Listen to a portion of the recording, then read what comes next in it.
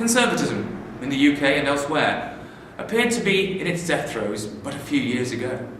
However, of late there has been a resurgence in interest in progressive or radical conservative political thought. But what does this new conservatism actually represent? Phillip Blond, the author of the UK Conservative Party's Mood Music, director of the independent think tank ResPublica, and an influential advisor to David Cameron, is here to explain more.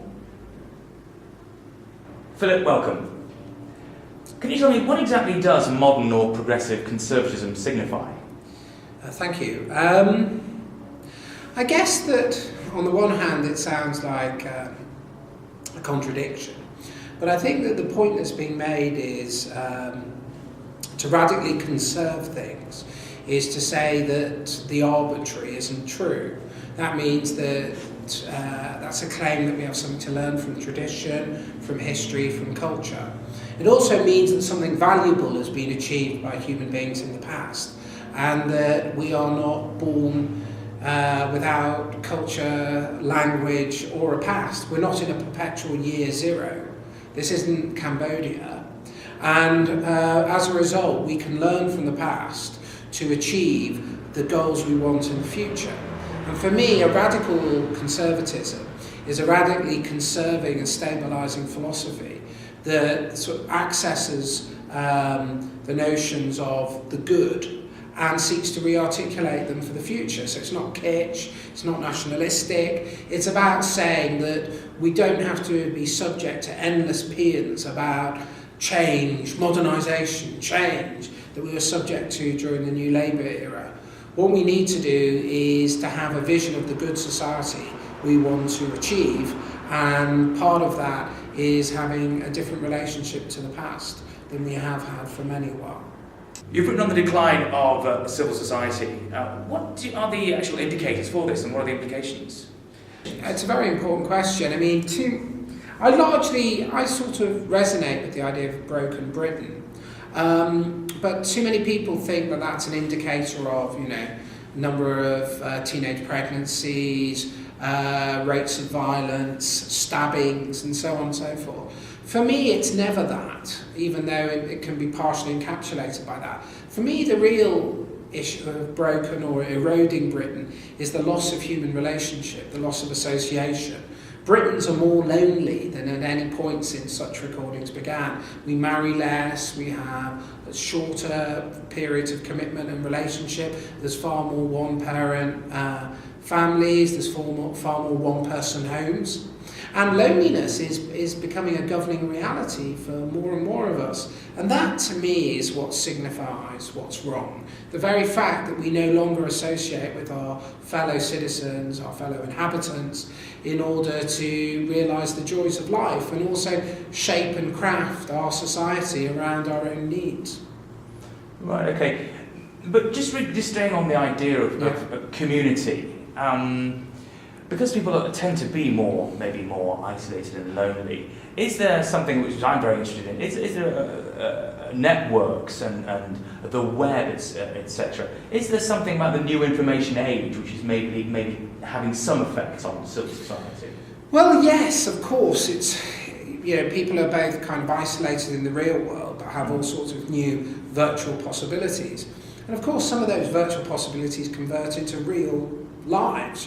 Lots of people meet the person they marry via such methods, and I approve of that. You use the virtual for the real.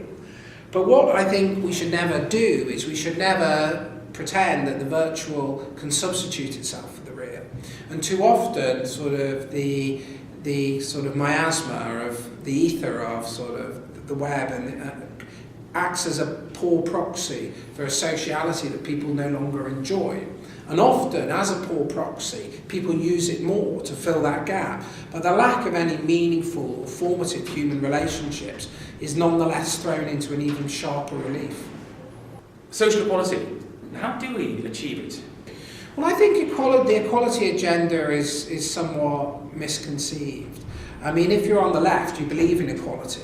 But nobody actually thinks about that, because there's an assumption that all inequalities are the product of injustice, and yet there's no thinking about even if you start from the same Maoist line of year zero, you will have an unequal society. Even justly, because some people work harder than others, some people are more talented, some people are more astute. And the nature of that is they will have more of the goods of life. And so in some sense, that's an inevitable part of any human association. So we need to think much more complexly about the issue of equality. We need to talk about merited and unmerited inequality. And I think that might paradoxically produce a much more just society. Whereas at the moment we have the rhetoric of equality, but the reality of rampant inequality. Whereas if we actually kind of have a more subtle discussion that's more true to the nature of our nature and our social world, we might actually then start to allow and permit equalities that benefit us all and legislate against those that really don't. Neoliberal capitalism, reeling from the recession, it appears to be in crisis. Yeah. What sort of economic models are going to be more suitable for the 21st century? I think the sort of capitalism kind of, if we understand capitalism as purely economic exchange, it'll never cease. But if we understand capitalism as at certain points captured by a certain framing of it and a certain model, then there is a change. And neoliberalism did capture the model of capitalism. But neoliberalism is a contradiction in terms because it promises freedom and liberty through understanding the prime economic actor as an isolated, atomised individual. But as such, it calls into being the very thing it purports to be against, the state.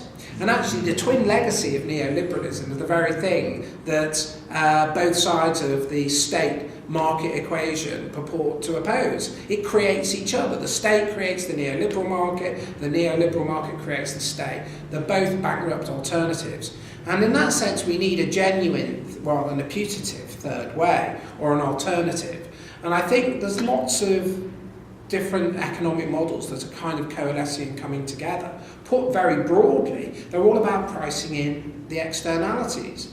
Previously, economic models were, I'll pollute, I'll cause harm, I'll get rid of my ill workers, and the state will pick up the tab. But we're no longer in the situation where you can privatise gain and socialise loss. The banking bailout was the most extreme example of exactly that phenomenon. So what we need to do, in my view, is to have a different meta-economic model, one that prices in the externalities and produces competition around the goods that we all truly value. And that, I think, is the coming economic model and the new middle ground. On education, should the state teach virtue rather than values? Undoubtedly. Values are meaningless. It's a completely meaningless concept. Everybody has values. Bad people have values, they're just bad values. So values mean nothing, and therefore this gets us to the heart of the issue almost too quickly. Because the real issue is in education, is do we want a completely instrumentalised culture that works for a preconceived kind of instrumental good of society? We all work to become technocrats, we all work to fill in forms. Or do we work to create for the good society? Do we work to shape society as a whole rather than be shaped by it? The former is the doctrine of values, which I think is meaningless and empty.